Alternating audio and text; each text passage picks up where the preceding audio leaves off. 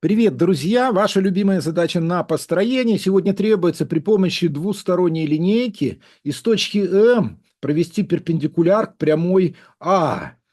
Ну, сразу два слова о том, что такое двусторонняя линейка в математике. Это линейка, у которой только две стороны параллельны между собой, а про две другие ничего не известно. Поэтому использовать такую линейку, математическую, двустороннюю, в качестве прямого угла для построения перпендикуляра невозможно. Кроме того, она не имеет делений, а что можно строить как при помощи обычной односторонней линейки, можно, естественно, проводить прямую через две точки.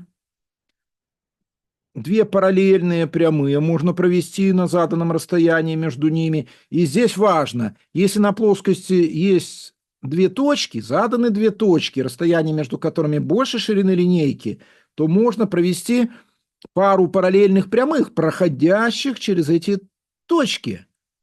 Вот так, сразу совместив с точкой А, потом повернув около точки А, добиться, чтобы точка Б попала на вторую сторону линейки, параллельную, и провести вот так. Это важно. Видели? Поэтому попробуйте сами решить эту задачу. Я тут обращу внимание ваше, что написано в СССР было «опустить».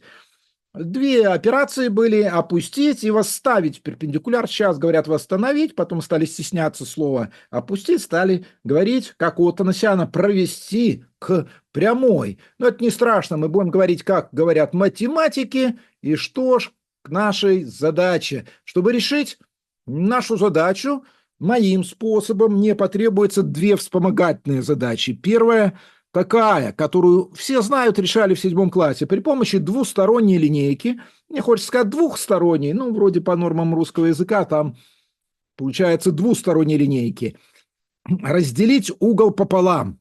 Угол пополам, то есть провести биссектрису угла пополам. И вторая задача – удвоить угол.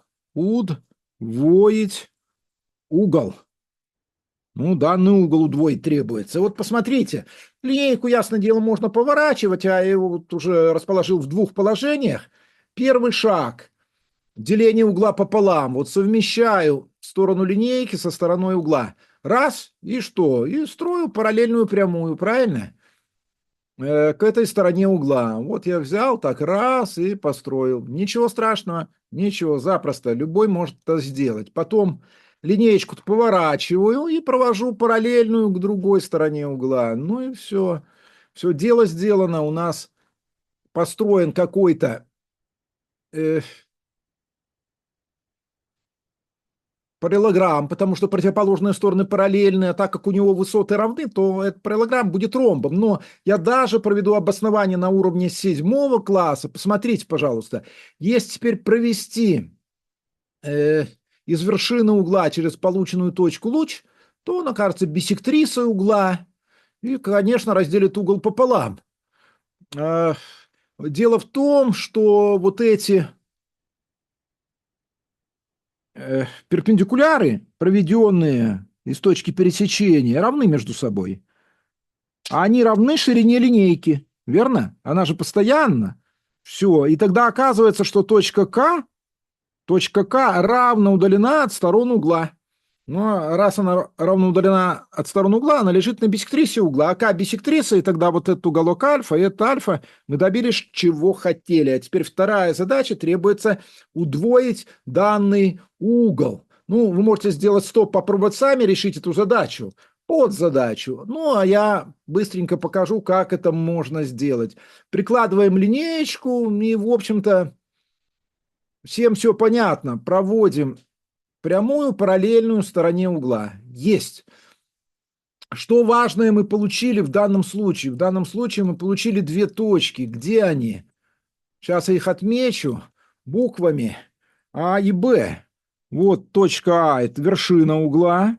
И вот точка Б – точка пересечения, параллельной и стороны угла. А теперь внимание, как я рассказывал в превью, через две точки на плоскости, ну, если расстояние между ними больше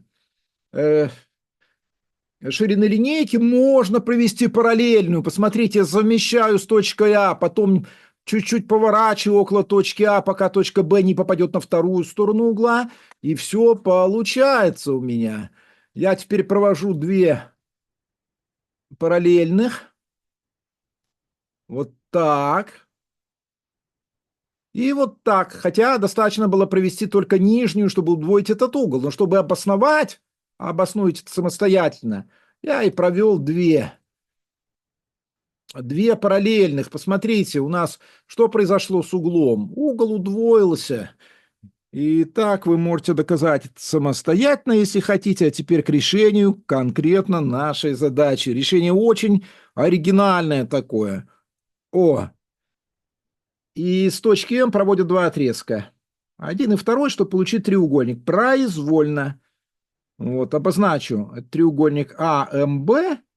Угол А будет альфа, угол Б будет бета. А теперь внимание, при помощи задачи 2, алгоритма задачи 2, я удвою угол альфа и удвою угол бета. Посмотрите, что получится. Вот я удвоил угол альфа и удвоил угол бета. Ну, конечно, так приблизительно.